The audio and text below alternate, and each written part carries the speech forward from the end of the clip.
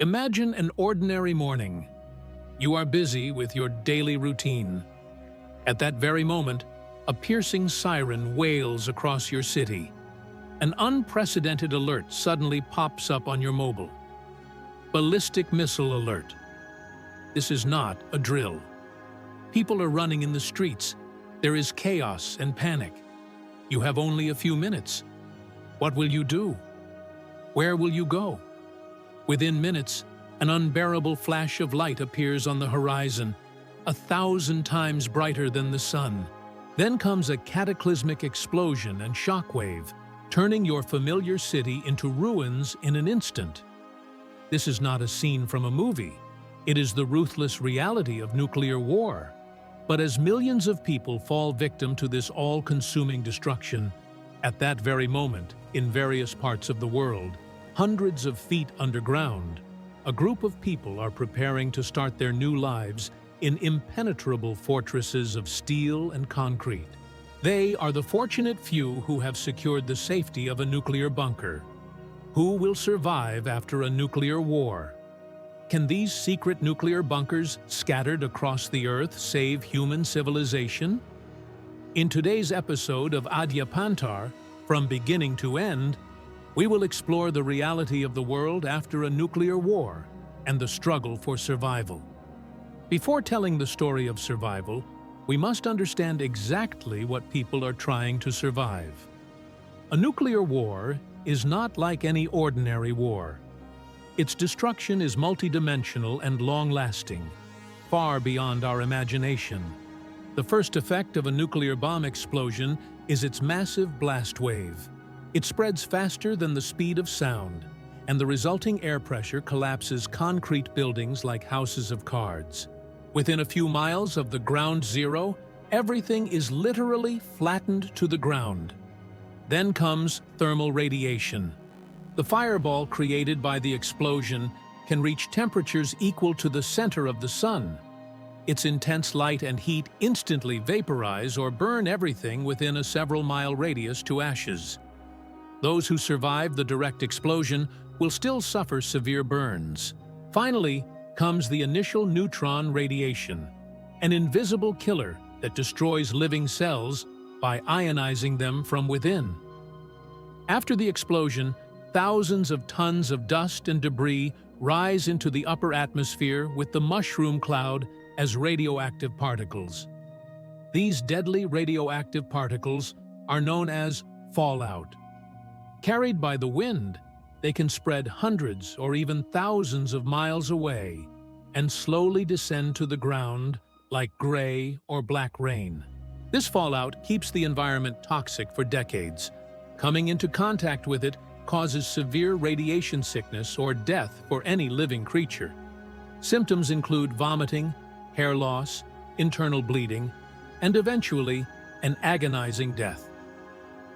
If a nuclear bomb is detonated high in the stratosphere, it will create a powerful electromagnetic pulse, EMP. Although this invisible wave causes no physical damage, it will permanently destroy all electronic circuits, power grids, computers, cars, and communication systems over a vast area. The modern world will instantly return to the technological dark ages. If multiple nuclear bombs are detonated, the massive smoke and ash from burning cities and forests will cover the atmosphere like a thick blanket. As a result, sunlight will not be able to reach the Earth, and the average temperature could drop dramatically by about 20 to 30 degrees Celsius. This condition is known as nuclear winter. Consequently, global crop production will cease, leading to a worldwide famine and mass death. Those who survive the explosion and fallout may still perish from this famine and cold. To survive this fourfold destruction, nuclear bunkers have been built. Since the Cold War, the world's major powers have built highly secret and secure underground bunkers for continuity of government. The goal is to ensure that the country's leadership survives a nuclear attack and can conduct war or lead the nation from a command center. Several such bunkers exist in the United States that have become legendary. For example, the the Cheyenne Mountain Complex in Colorado. It is the most iconic bunker of the Cold War. Built nearly 2,000 feet deep inside a granite mountain, the complex is protected by 25-ton blast doors capable of withstanding multiple nuclear strikes. It was once the headquarters of NORAD, North American Aerospace Defense Command, from where the entire North American airspace was monitored. Inside, it has its own power plant, water reserves, and everything needed to run a small city. The massive Raven Rock Mountain Complex, or Site R in Pennsylvania, is known as the Underground Pentagon. It contains roads, various buildings, and living quarters for thousands of people. There are plans to move America's military leadership here during a nuclear war. Mount Weather in Virginia is the designated shelter for America's civilian leadership. It houses the headquarters of FEMA, Federal Emergency Management Agency, and provides accommodation for the President, the Cabinet, and other high-ranking officials. It even has its own law enforcement and government system. Meanwhile, Russia has also built massive and mysterious bunkers to protect its leadership, which are no less impressive than those in America. For instance, the Mount Yamantau complex. Located deep in the Ural Mountains, this massive complex is shrouded in mystery and speculation in the West.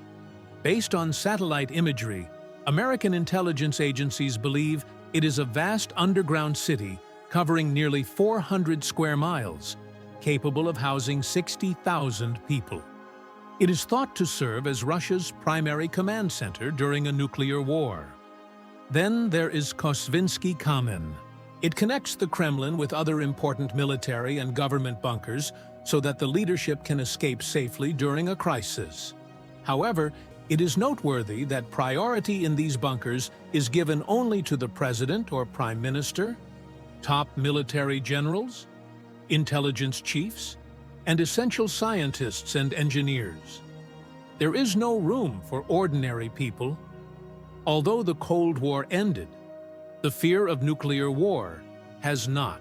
Centered around this fear, a new industry has emerged: building luxury nuclear bunkers for billionaires. The world's wealthiest individuals are now spending millions of dollars to create underground havens for themselves and their families.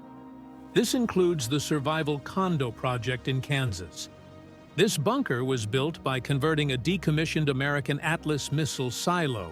This 15-story underground bunker features luxury apartments, a cinema hall, a pet park, a shooting range, a swimming pool, and hydroponic gardens where fresh vegetables can be grown for years. An apartment here costs several $1,000,000. There is also Vivos X Point in South Dakota. It is one of the world's largest private bunker communities. Here, about 575 military-built concrete bunkers are being converted into living spaces for people. Its developers describe it as a modern-day Noah's Ark. According to them, it will be possible to start a new civilization from here after a nuclear war. Furthermore, there is the Oppidum in the Czech Republic, claimed to be the world's largest billionaire bunker. Located under a mountain, the massive complex includes luxury living spaces, as well as its own golf course, helipad, art gallery, and other amenities. These private bunkers prove that the right to survive in the future world has now become a commodity bought and sold with money. It is a form of ultimate nihilism, where some believe that civilization is bound to collapse and are preparing to save themselves. So, what will happen to ordinary people? Where is their shelter in the event of a nuclear war? The answer varies by country. Switzerland is a unique example of nuclear sheltering. By law, every Swiss citizen is guaranteed a place in a nuclear bunker. Bunkers are located under almost every home, apartment building, and public building. Enough bunkers have been built to shelter the entire population of the country. These bunkers are equipped with NBC, nuclear, biological, and chemical filters, and designed for long-term survival. Sweden and Finland also built thousands of public shelters beneath their granite rock during the Cold War, which are still maintained today. During the Cold War, there was also a nationwide fallout shelter program in America. But these were not true bunkers. They were mostly basements of schools or public buildings that could only provide temporary protection from radioactive fallout, not a direct blast. These shelters were often empty, lacking food, water, or medicine. Today, this program is defunct, and there are almost no public nuclear shelters for the general public in America. This picture makes it clear that in the event of a nuclear war, the common people of most countries will be the most helpless and vulnerable. Their only hope will be a shelter they build themselves or mere luck. Suppose you manage to take shelter inside a bunker, but life underground after that will be a difficult psychological and social test. Most bunkers are designed to last from a few months up to a year or two. They contain long-term food, usually dehydrated or freeze-dried, water sources, such as underground wells and recycling systems, diesel generators for electricity, and NBC filter systems to purify the air. But these resources are limited. The generator fuel will run out one day, filters will need replacing, and food stocks will dwindle. Meanwhile, spending months or years with the same people in a confined space will create extreme psychological pressure. Living with the knowledge that the outside world is destroyed, not seeing sunlight, and the frustration of living in a limited space will give rise to claustrophobia and internal conflict. People will lose their sense of purpose. Minor disagreements could turn into large-scale conflicts. Furthermore, the social structures of the old world will collapse inside the bunker. A doctor, a mechanic, or a farmer will be worth much more than a billionaire CEO. Conflicts may arise over power and leadership. How will a new society be formed? What will be the laws? How will someone be judged if they commit a crime? There are no easy answers to these questions.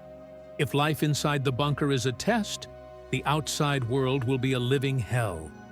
When the bunker doors are opened after a few years, the survivors will step into a completely different world. Firstly, due to nuclear winter, the Earth will be a cold, dark, and barren planet. With the ozone layer severely damaged, the sun's ultraviolet rays will be lethal. One would have to wear special clothing to go outside. Although the intensity of the fallout would have decreased significantly by then, various hotspots on Earth will remain radioactive for decades.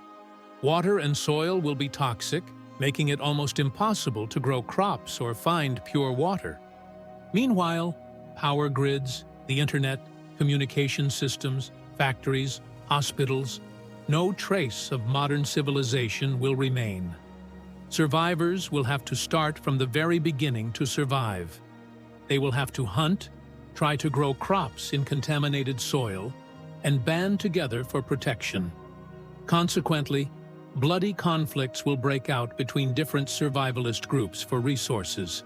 The technologically advanced but few people emerging from the bunkers may become easy prey for the violent and desperate people outside, who will want to seize their resources at any cost.